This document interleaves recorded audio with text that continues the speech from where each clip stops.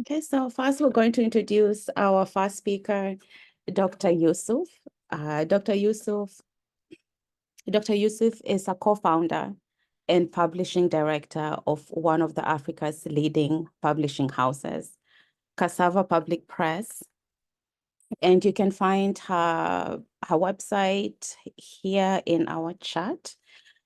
She has worked as a gender and research consultant in the public, private, and development sectors for the BBC, UNIFEM, ActionAid, Ishakaz, and Central Bank of Nigeria, the European Union, and others. She co-founded Tapestry Consulting, a boutique research and training company focused on gender, sexuality, and transformational issues in Nigeria. She has she has a PhD in women and gender studies from the University of Warwick. She has published many academic papers and regularly presents papers at academic conferences. She sits on the editorial board of a number of influential journals. Bibi is also a Yale Wild Fellow, a Desmond Tutu Fellow, and a Frankfurt Book Fair Fellow. She is the chair of the board for the Initiative for Equal Rights, the largest LGBTQ organization in West Africa. Our second speaker is Joseph Heller, visual development artist and illustrator. Joseph Heller was born and raised in Los Angeles, California, with a focus on global studies and illustration. Joseph has blended his interest in culture and creativity into a unique professional journey. His dedication to understanding the world led him to serve in the Peace Corps in Ukraine, where he made a meaningful impact as a youth development specialist.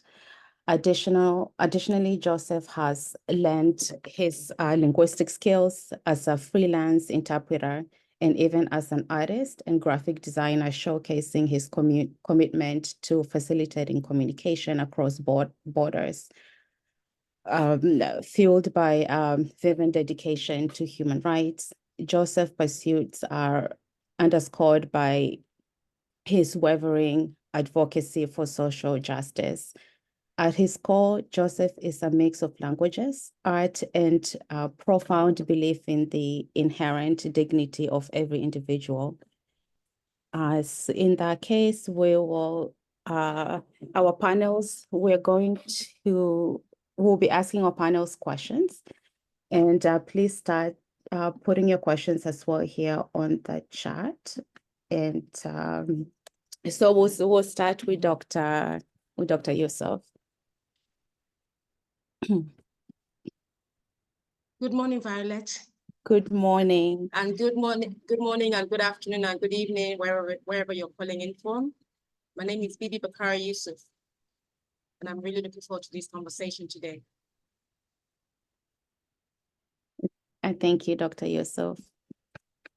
Okay, so Dr. Yusuf, how do you, first of all, I was very intrigued and, to just know that, you founded this publishing company, started in Nigeria in 2006, to bring stories and, to have Nigerians share their stories through your publishing company. One of the question is, how do you see the role of artificial intelligence in your day-to-day activities? I think that the world of AI and augmented intelligence, or assisted intelligence, as I would like to call it, it still has been with us for many centuries, and we are just seeing a new reincarnation today in what we're seeing now.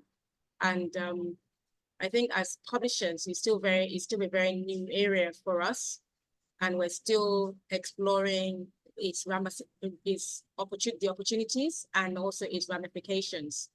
On a very simple, basic level, we use augmented intelligence or assisted intelligence or artificial intelligence, however you want to describe it, to organize our data. We're not using it for writing yet, and we are using it in ways in terms of editorial organizational stuff rather than necessarily assisting, but also it is helpful in terms of research, and in the same way that you have search engines, but in a way it helps to organize it in a better form. So it's definitely something that we are looking very much into and we will continue to explore.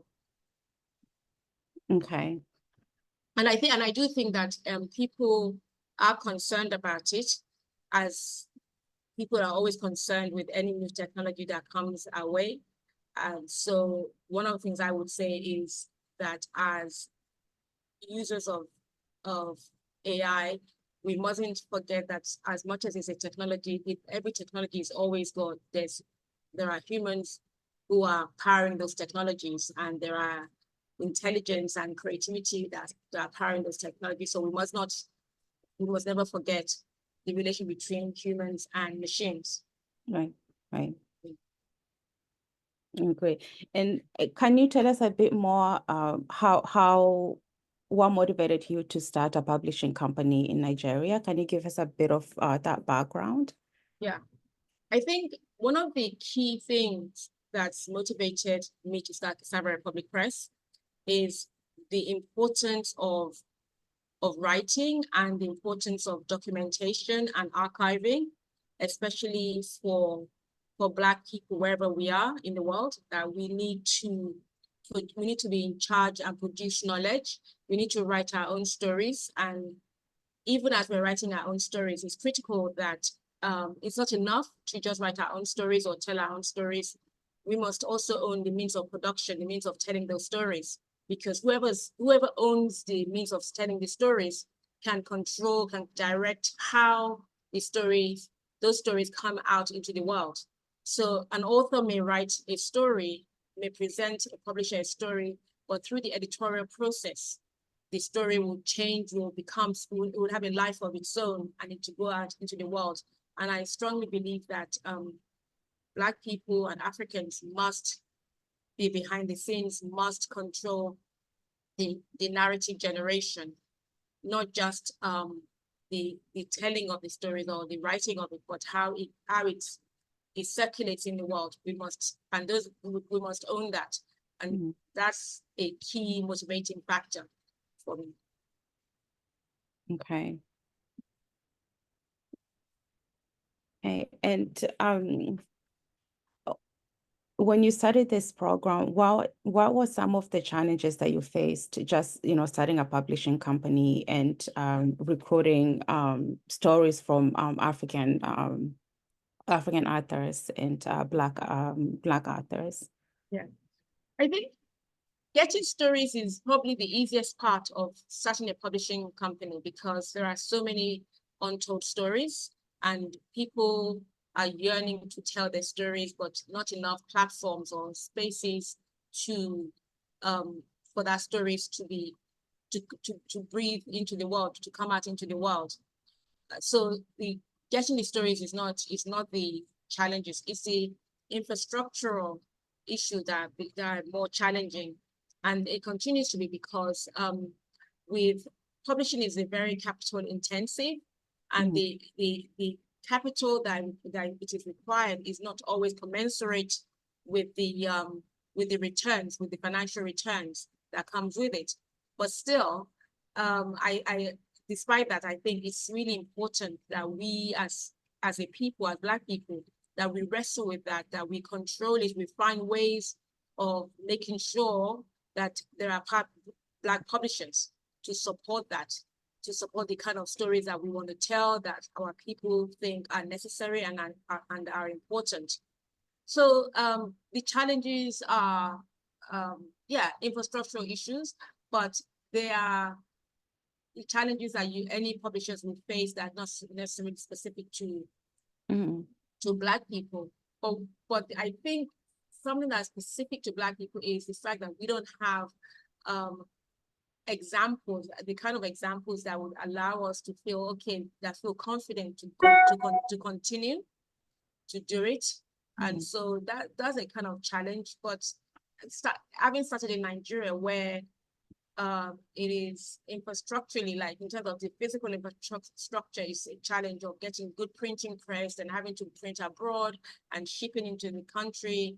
Those are physical challenges, but they are not challenges that are not insurmountable. Now, are there any culture factors that influence the types of stories and themes that are perceived as marketable for Black authors? I think that if I'm getting you right, are you talking about the global publishing infrastructure generally, publishing industry generally? Yes. Yeah. Well, I mean, this is why I'm saying that we need to have a Black-owned publishing house, because the kinds of stories that I think are important may not necessarily the kind of stories that my white counterparts might find important, number one. Number two, if we remember that a lot of the stereotypes that have been peddled about Black people or Africans have come out as a result of the publishing industry. The publishing industry is probably one of the biggest propaganda machine going, right, of disseminating ideas and stories about the world, about a people. So we will definitely have different ideas of the stories that needs to be told and that are necessary to be told. So I do think that the kinds of stories that a white publishing industry would think is important may not be what I think is important. So for example, I'm really particularly interested in stories by Black people that try to explain Black people to themselves, rather than stories that are explaining Blackness to a white world, or stories that are fixated on Black victimhood or Black suffering and Black trauma. Those are important stories, but it's the ways in which we tell those stories that are important. And so I'm interested in a broad spectrum of stories about Black existence beyond the very limited or narrow focused stories that we want to hear, that we're currently seeing. Okay. No, I'm gonna go back to, I'm gonna ask Joseph. Joseph, you are an illustrator, and you also wrote a children's book. Tell us a bit about your challenges and how you some of the challenges in publishing, and Dr. Yusuf can help us shed light in that area. Yeah, I think I mean, on the illustrator side, there's lots of different challenges, especially connected to what Dr. Yusuf was saying about wanting to tell particular stories. I think now it's starting to become a bit more like cool to incorporate more marginalized voices. But if you really want to work with people who are telling stories about a community for a community and not for, you know, a different audience. And I think it becomes a little bit more difficult to find people to work with in that regard. And I think also for illustrators, it can be kind of complicated navigating uh, how to present your work to publishers and whether you want to go like a private self-publishing route or with a publisher. Um, yeah, and there's just like a lot of logistical questions and stuff like that. Um, but I like the word that she used earlier. None of it is insurmountable. Mm-hmm. And can you tell us a bit of what factors do you consider when you decide to work with publishers, directors, and all related people in this field?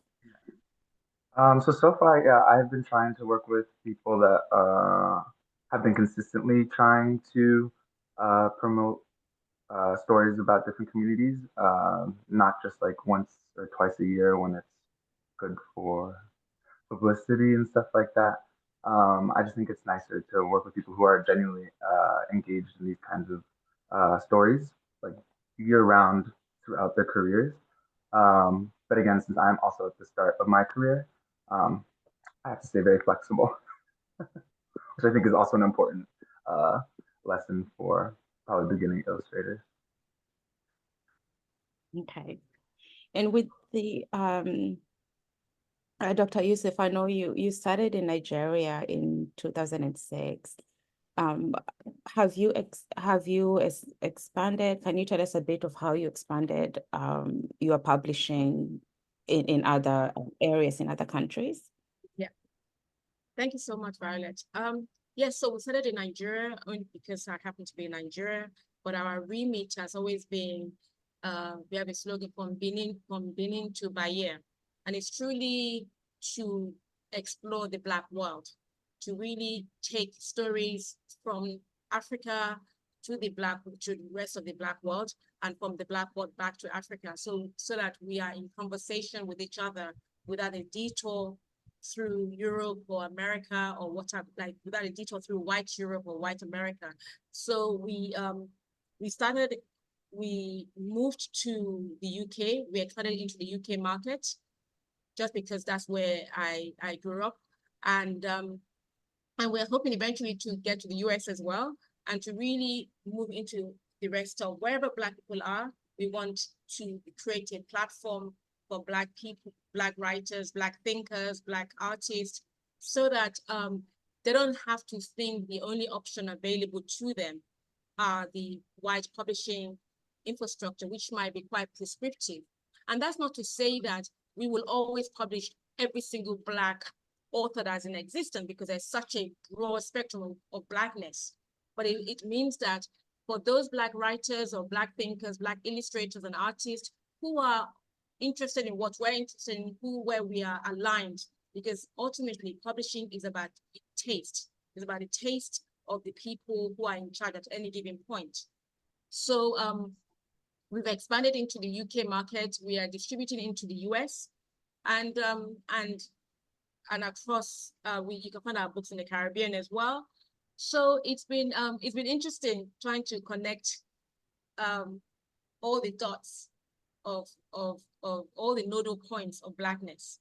And whether we like it or not, Europe, America, these are centers of power, right? And I think it's also important to make those connections between those centers of power, but on our own terms, rather than having the powers be configured through on their terms, but we are here on our terms. So it's been exciting. It's been it's not easy, because I was coming from a publishing infrastructure that is not as fully developed as you have in North America or in Europe. So it means that you have to really think about who are your audience, how are you catering to those audience.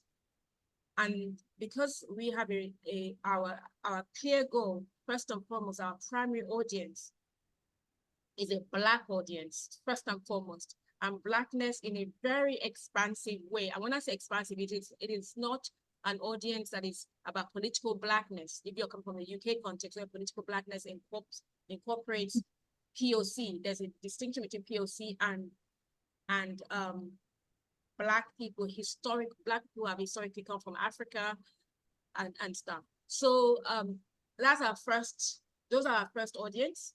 And then once we've kind of identified those people, and these are people who we're working for, or we're working on behalf of, and then other people then can come into the conversation. We're very open.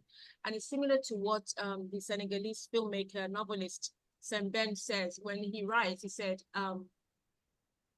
Africa is my audience. The world is my market. In my case, Black people are the audience and the world is our market. So yeah.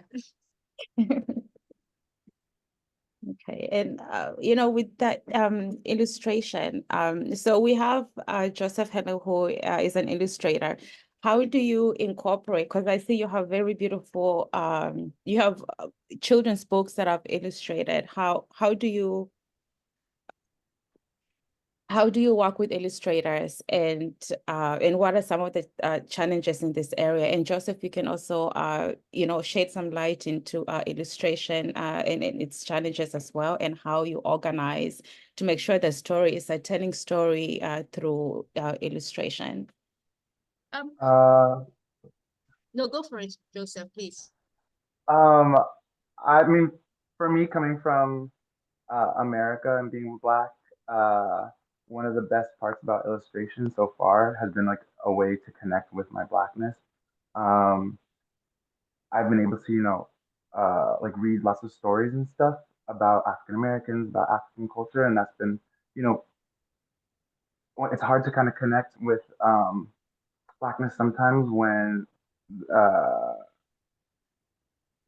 because of like because of diaspora. I think a lot of our culture has been taken from us, and sometimes you have to be like very active and intentional about going back and finding like where we come from, what are our roots, and where do we want to go. And so for me, being able to read different authors and try to find different stories from our culture, from our history, even like recent American history, I feel like there's been a lot of there's like a rich African American folktale history that's kind of been pushed aside. But there's like so much wealth there that we're just not really exposed to. And because I've been fortunate enough to pursue illustration. I've been able to explore these stories and little by little try to incorporate them into my artwork. So for me, that has been like the most one of the most enriching parts of my artistic journeys. It's been yeah a way to like reconnect despite being cut off from even history here in America and then further back from our roots in Africa. I hope that answered part of your question. Okay. Violet, so I think thank you so much for the question, and also Joseph for your intervention. I think one of the reasons why we started children's books is because I think that it is children and sense of confidence and how you navigate the world is reflected in what you see, how you see yourself represented. And picture books are one of the first ways in which people come to experience themselves in terms of in textual form, when you see yourself reflected. And if you as a child, you're constantly, the images that you're constantly seeing in pictures are images of whiteness, then you think you associate the world with that. And I always think about how, as a part of childhood development and part of human development, is that we always have to look at ourselves in the mirror and also look out of the window. Most white children are used to looking at themselves in the mirror, and Black children are always looking outside of the window. And you need a balance between looking at yourself in the mirror, because looking at yourself in the mirror gives you a sense of confidence and self-esteem and how you navigate the world. And looking out of the window allows you to develop empathy towards other people and to see that there are other people outside of yourself. There are other worlds that's waiting for you to discover. And so I'm particularly interested in children's books and illustrated books, especially when they are done by Black people, so that people understand that the people who are able to do those illustrations are Black themselves, and the images and the illustrations that they're seeing are also reflective of that, of who they are. So it's crucial. It is not a political game. It is not trying to be PC, trying to show that we are here. Is to actually, it's critical to childhood development that children see themselves in what they consume.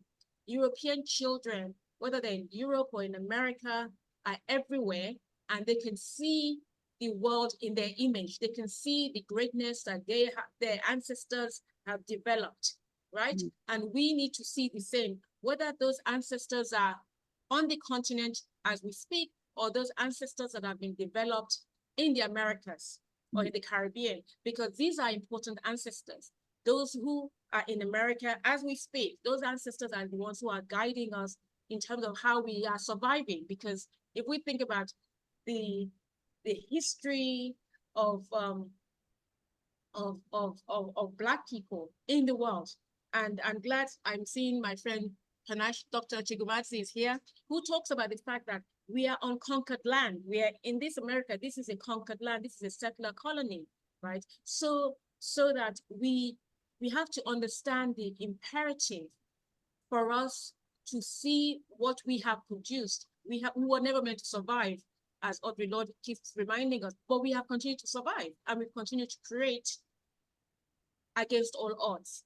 So children's books and illustrated books in particular are really crucial to how we see ourselves, how children grow up in the world and become self-confident. So we need to build cultural confidence in young people, and that starts with children's books. And this is why when you ask a question about challenges, work with illustrators, I don't see challenges.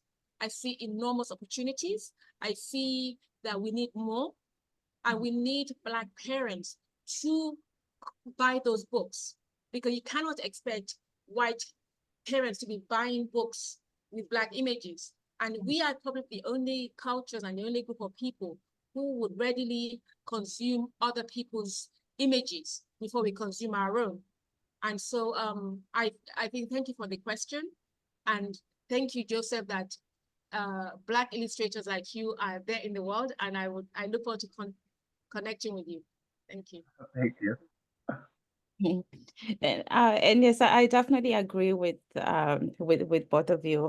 You know, the stories, you know, it start from ground up. You know, having children's book that's written by Black authors, illustrators who, you know, and they showed us, you know, from ground up, and showing the, you know, kids, you know, the stories that come from Africans, stories that come from Black authors. That's very critical and important to do that. And one of the and then the other thing I want to say is that we have to remember that as Black people, to produce art, it's not easy. It's labor, it's painful, it is hard, and it needs to be well resourced, right? When people illustrate, when people write, we cannot expect people to write without being compensated. Somehow everyone else gets paid for doing the work they do. And for whatever reason, and it's not just Black people, it's everyone, think that the work of the imagination needs to be paid very little or none at all. And so it's really important that we support those people who are our cultural workers amongst us, because our cultural workers are the ones who allow us to imagine ourselves out of our situation. They give us the tools, the kits to say we can do this, because otherwise everything else is saying no to our existence. And our cultural workers and our intellectuals are the ones who are helping us to navigate our way out. So we do need to be supported. Mm-hmm. Thank you. I would like to say on that point, which I identify obviously with a lot. I think, at least from the artists that I know, most of the people put a lot of like time and effort, and you have to actually prepare a lot before you create most things. Like whether it's research or like roughs and sketches and all that stuff. A lot of my colleagues that I know will spend like hours of preparation before they even create anything. And most of the time when they present that work to people, all the hours of preparation leading up to that are not really taken into account. They're just like, oh, you created a little drawing that is so nice. But it's not like the whole picture that's taken into account. And it is, yeah. It's very nice, and I appreciate that somebody takes into account the effort that's put in. So thank you, Doctor. Okay, so one of our other questions that I'm gonna ask, it's you know, with the publishing and just, you know, both publishers and authors, what do you see the legal frameworks and policies as a barrier that Black authors face in the global publishing industry? And how would you rate the effectiveness of such a framework across the board? I mean, the legal framework of publishing is about IP laws that have been in existence for hundreds of years, and they keep getting refined over and over again.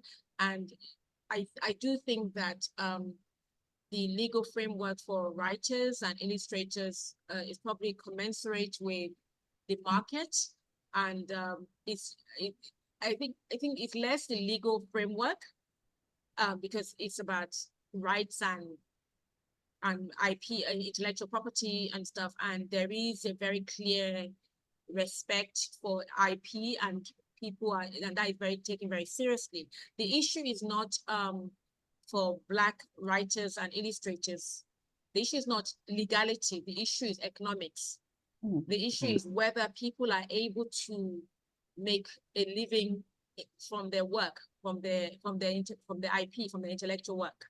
And in an era where so much is pirated and everyone thinks that knowledge can be available, freely available on the internet, and they don't want to pay for it. People download books, find ways of downloading books for free. Those are the issues that we need to deal with more than anything. Is how do we compensate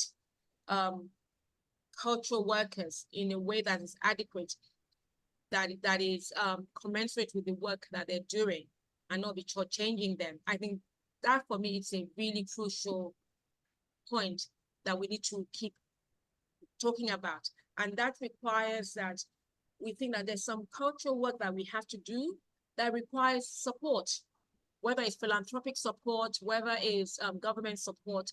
Those are really important questions that we need to be pushing for, because in publishing, maybe if you publish a book, maybe in a stable, even for bigger publishing houses, maybe 1 or 2 books are the books that are keeping everything afloat. You might publish 10 books a year or 100 books a year. Maybe only 1 book is keeping the rest afloat. And then the rest of the time, how are you supporting the sector? How are you supporting making sure the writers or the illustrators are not living in penury, right? So those are like the economics of things are really important that we need to really always address. And in order to address that, I think one of the things that we can do as, I don't know whether people who are writers here or who are readers, that we support it when we see the work of Black writers, the work of Black publishers, to really support them, because it's only through their support, it's only for us and by us that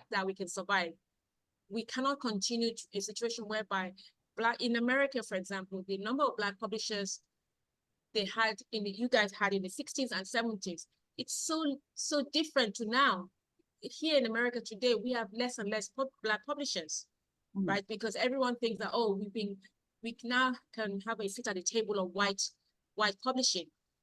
And then that means that it changes the configurations of what you're trying to do. It means that they would only be interested in the kinds of stories that they think Black people should be churning out, right?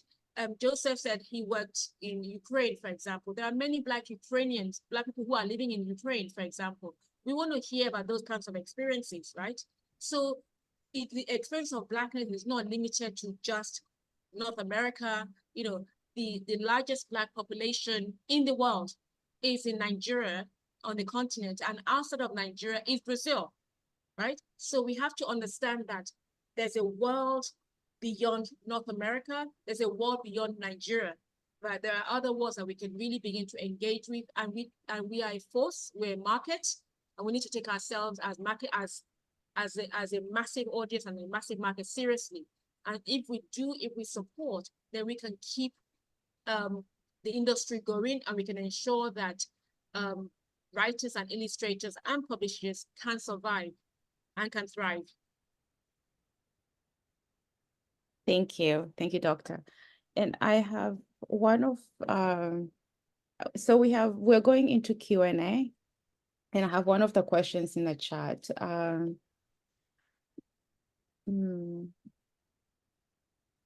Tisha Jones, do you want to raise your question, or are you? So I have a question here from Tisha Jones, and she's saying, how do you?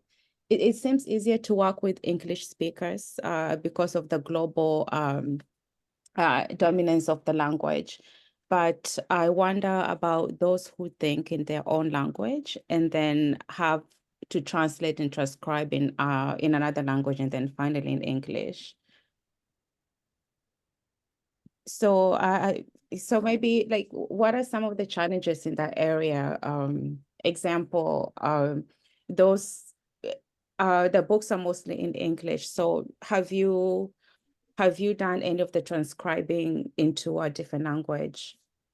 Okay, so two responses to that. One is that yes, we are still working within a colonial language, what somebody calls in English metaphysical empire. So that's still where we're operating. And secondly, the language of publishing is English or French or any of the colonizing languages. So we have to start from that premise that Black people, Africans, we are constantly connecting through European languages, right? So even for us, where we are published in other languages outside of English, so we've published, we've translated from books by African writers from French to English. And it's easier because there are many French to English translators, right? It is harder to find trained translators from Yoruba to English, for example, in a large country of Yoruba speakers. In Southern Africa, it's different, where there is a thriving indigenous language publishing, and that it's very much alive. And we recently, we started publishing from Yoruba to English, Igbo to Hausa, Igbo to English, Hausa to English. So we're very open to that. But in order for us to do that, we've had to get support. We had to get philanthropic support to do that, of translating, because translation is not transcribing. Translation is an art form in and out of itself, and it's work, and it's important and stuff. Yeah. So we are definitely open. But the question is finding people who you trust, who can read in those languages and tell you that this is a really good piece of work. Mm-hmm. But Okay. teacher, it depends on the language you're talking, you're dealing with, whether you're dealing with okay, she's already said francophone or lusophone, so Portuguese. And so when we do find French, African or Black French writers, then we have published them, and but we have not yet published from lusophone countries yet. Mm-hmm. Okay, But so it's something that we're very open to. okay. So another question is, can you share more information about Cassava Republic's Global Black Women's Nonfiction Manuscript Prize? Yes. So I don't know who's in the audience and who's a potential writer of nonfiction. And we started the nonfiction prize for Black women because I feel that a lot of Black women are not writing nonfiction or based on ideas, like critical ideas that are well researched. A lot of the nonfiction that we tend to see, as important as they are, tends to be personal narratives, memoirs, and whereas I think that we need more nonfiction that are of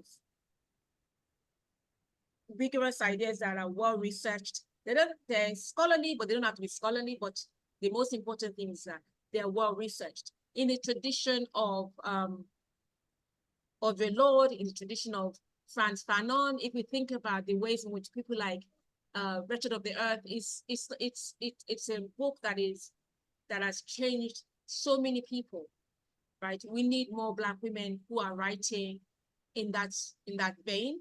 And so the manuscript prize was set up to basically address a huge lacuna in the landscape, in the literary landscape, and in the publishing landscape. So the manuscript prize, it ends in, we announced it last year, and the deadline for submissions, oh, thank you, Violet, you put it there. The deadline for submission is 30th of June.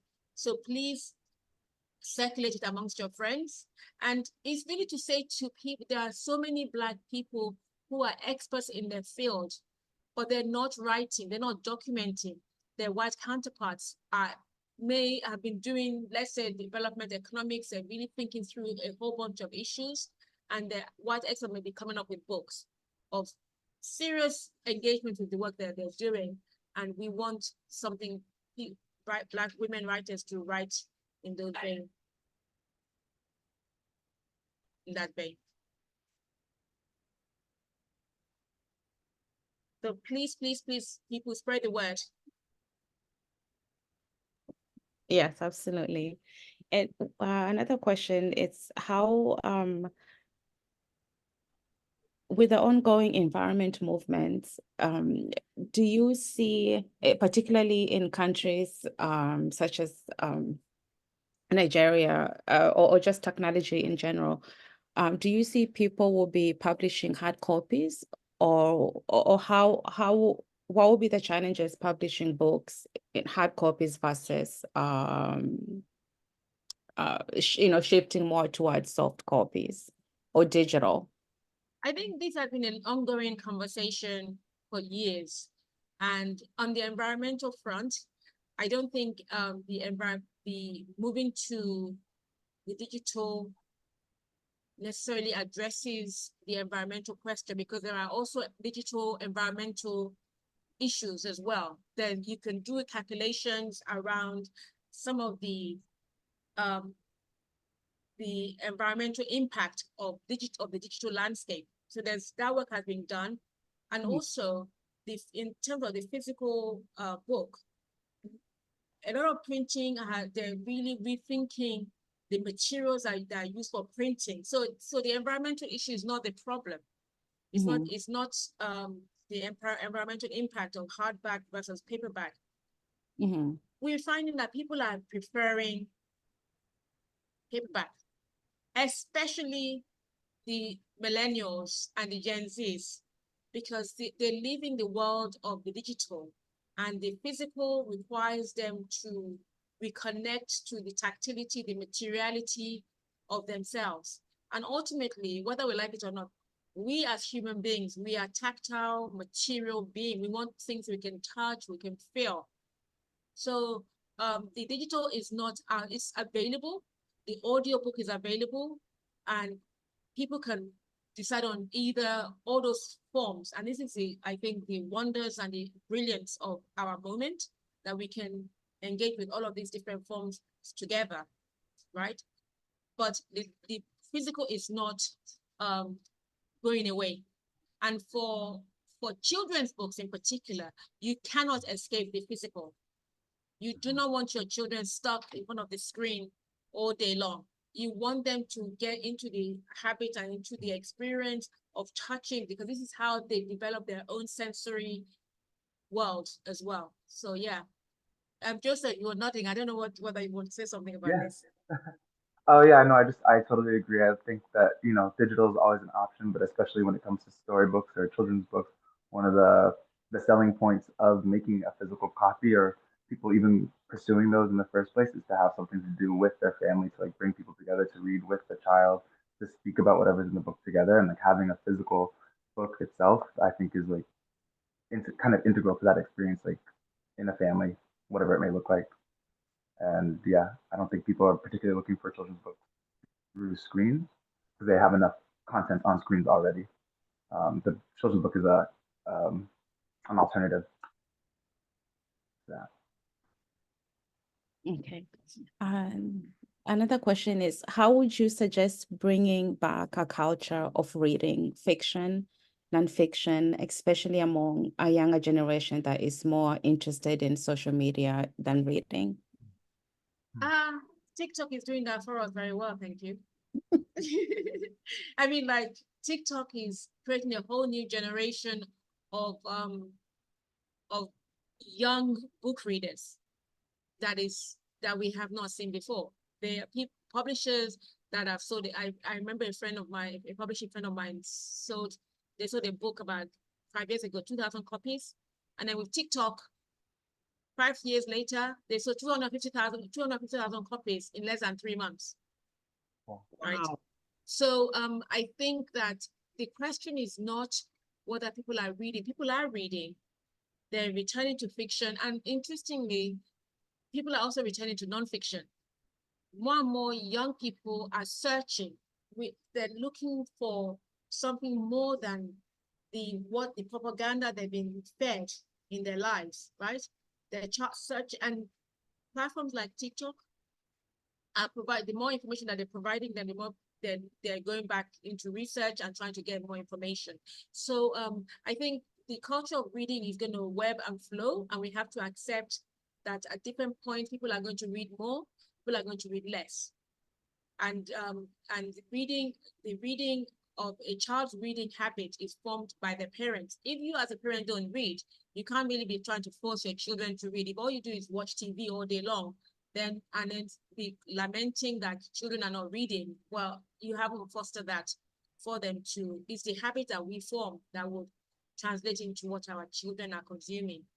So I'm not necessarily worried about what people call the death of a reading culture. I think that we are entering into a world where people will come into reading at different stages in their lives.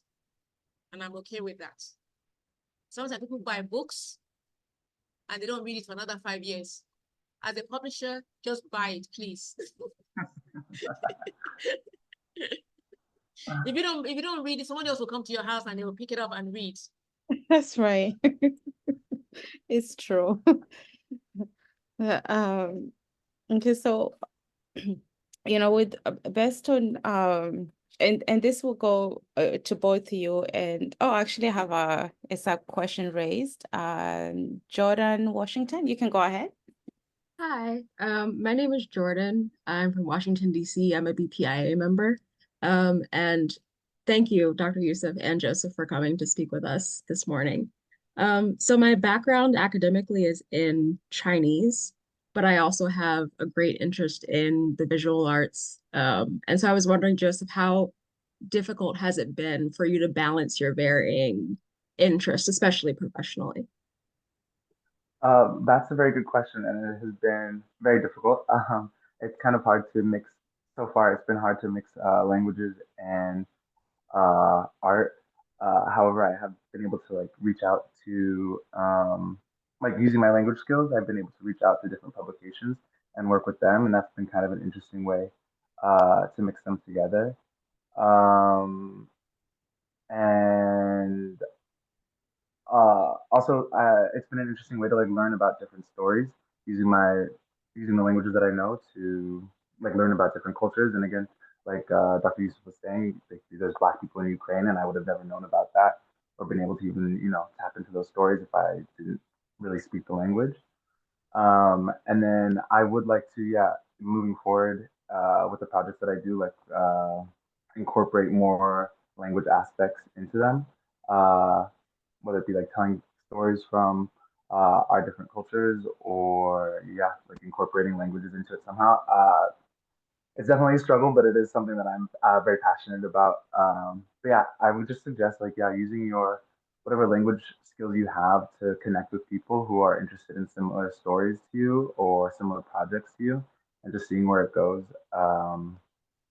Yeah, that has been the best way so far. Like I was interpreting for some of the refugees in France that were coming from Ukraine. And then the organization that I was working for, they ended up needing a graphic designer. So I ended up getting to work on pretty interesting projects because of that, that merged, graphic design, French and Russian and Ukrainian. So that was a really fulfilling project. And I wouldn't have made that connection in my mind had I not done the interpreting in the first place, which is something that I'm also passionate about and just like, pursued it. And then the opportunity arose just from yeah going after something that I'm passionate about. Um, yeah, so hopefully that helps you a little bit. It does. Thank you. Say that last part again. Use what you know and connect with who you can, and hopefully it'll lead you somewhere interesting. Thank you.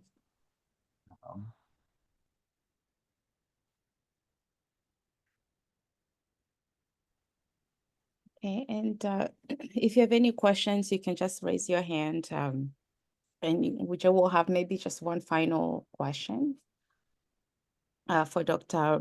Bakare-Yusuf, and and then we'll wrap it up. So if you have any questions, you can raise your hand or you can pull questions on the chat as well.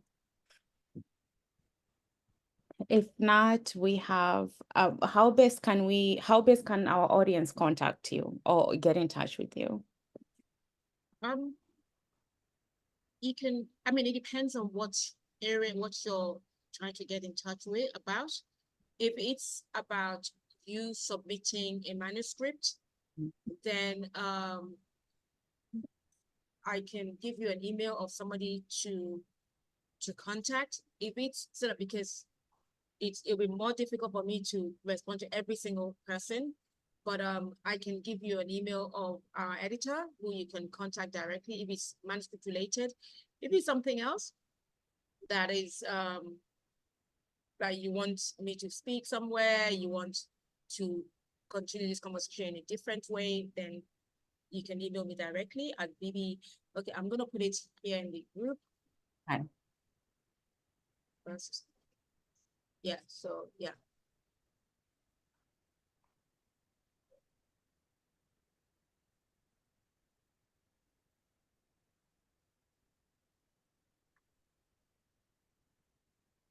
And while you're doing that, we have another raised hand, Alexandra.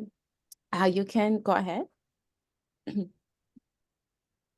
Thanks, Violet. No, I was just questioning just some of the challenges it is for authors, particularly Black authors, to promote their books overseas in overseas markets, particularly like in Africa, the Caribbean, and Europe. Like what is that market like for Black authors? I think that the market for books is generally, it's not an easy market. Generally, whether you're in your home market or whether you're overseas, I think it is understanding that now publishing is now a global phenomenon, and so audiences are already can be reached globally from your seat, from wherever you are based. And what I always say to aspiring writers that no one is waiting for your writing. No one's waiting for the book that you're going to write. The only person that's waiting is yourself and maybe your mom and dad or a few of your friends. So if you want people to be waiting for you, for your books, for the amazing book that you're going to write, you have to cultivate that audience. You have to build that audience.